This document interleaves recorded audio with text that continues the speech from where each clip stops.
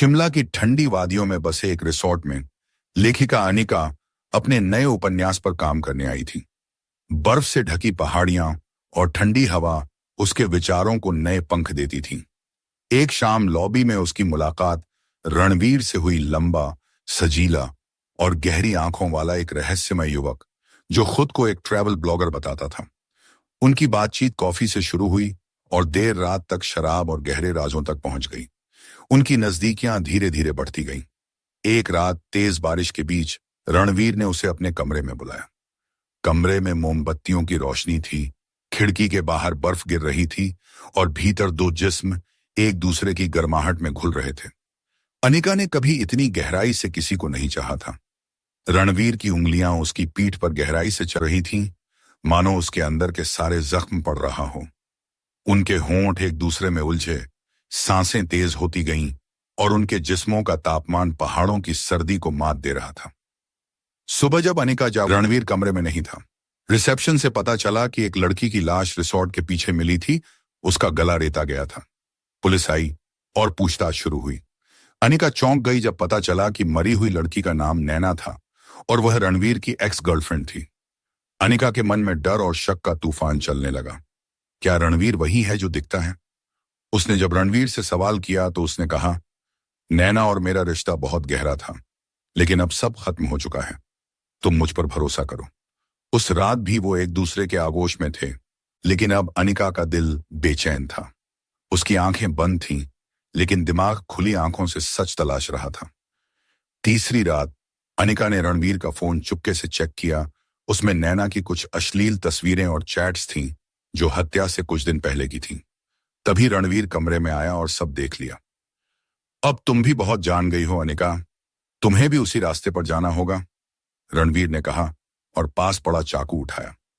लेकिन अनिका तैयार थी। उसने अपनी पर्स से पेपर स्प्रे निकाला और रणवीर की आंखों में छिड़क दिया। रणवीर तड़पते हुए जमीन पर गिरा। पुलिस को उसी रात बुला लिया गया। रणवीर को गिरफ्तार कर लिया गया। नैना का मर्डर केस हल हो चुका था, लेकिन अनिका की आंखों में अब प्यार नहीं, सिर्फ एक खालीपन था। उसने अपनी अगली किताब का नाम रखा जिस्म के पीछे छुपा कत्ल। रणवीर को पुलिस पकड़ कर ले गई, लेकिन अनिका की जिंदगी वहीं रुक गई। कोर्ट में उसकी गवाही के बाद रणवीर को उम्र कैद की सजा सुनाई गई, लेकिन उसकी आंखें आज भी पीछा करती थीं। उसके स्पर्श, उसकी सांसों की गर्मी, वो रातें, सब कुछ अभी भी अनिका के जिस्म में कहीं नमी छोड़ गई थी। कुछ ही दिनों में अनिका शहर लौट आई, लेकिन अकेलापन उसके साथ ही आया। रातें और लंबी लगने लगीं। बिस्तर पर लेटते हुए अब भी उसकी उंगलियां अपने शरीर पर उस छुआन को महसूस करती थीं। उसकी कल्पनाओं में रणवीर अब भी उसके पास आता, कान में धीरे से फुसफुसाता, तुम मेरी हो, हमेशा रहोगी। एक बुक लॉन्च इवेंट में उसकी मुलाकात विक्रम से हुई, एक क्राइम रिपोर्टर जो उसकी किताब जिस्म के पीछे छुपा कातिल से बहुत प्रभावित हुआ था। उसकी आंखों में गंभीरता थी और आवाज में भरोसा। कुछ मुलाकातों के बाद विक्रम और अनिका की नजदीकियां बढ़ने लगीं। विक्रम के साथ वो खुद को दोबारा जिंदा महसूस करने लगी, लेकिन अब वो पहले जैसी नहीं रही थी।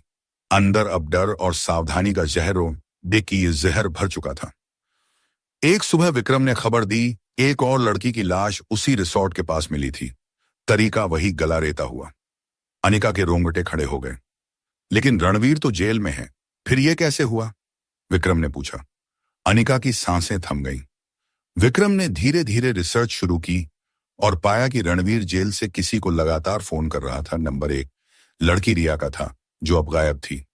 तभी अनिका को एक मैसेज आया, तुम मेरी हो और अगर किसी और की हुई तो उसका अंजाम देख चुकी हो।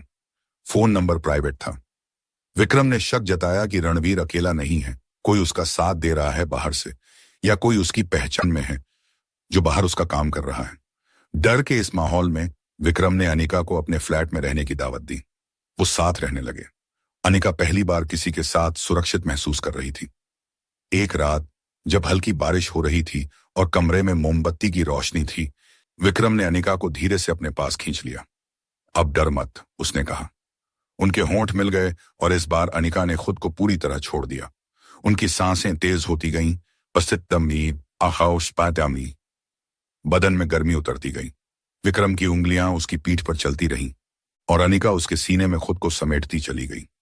सुबह अनिका ने विक्रम का लैपटॉप चुपचाप खोला और वहां एक फोल्डर देखा, रणवीर। खोलते ही अंदर वो सारी तस्वीरें थीं जो रणवीर के फोन में थी, नैना, रिया और कुछ अनिका की भी, बाथरूम में, बिना कपड़ों के।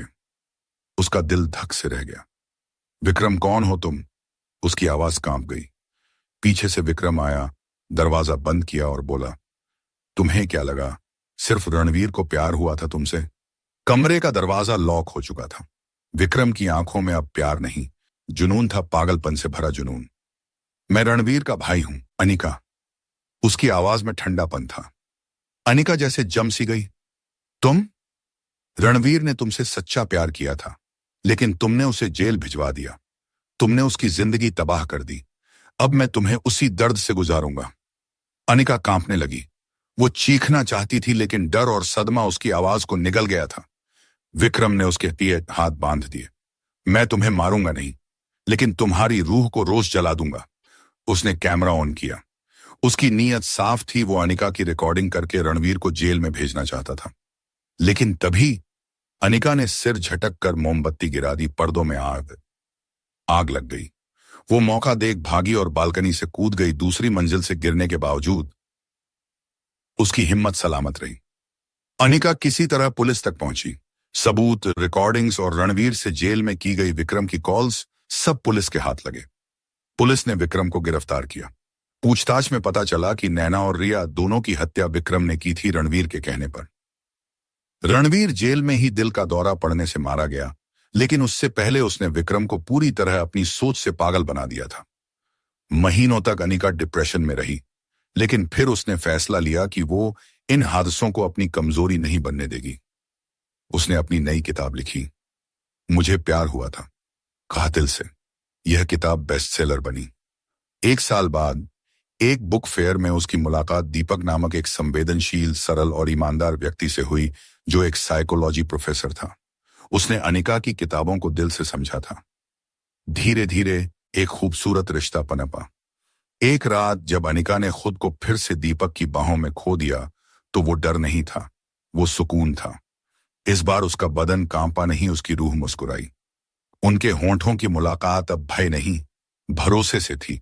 दीपक की छुआन में कोई चाल नहीं थी, सिर्फ अपनापन था।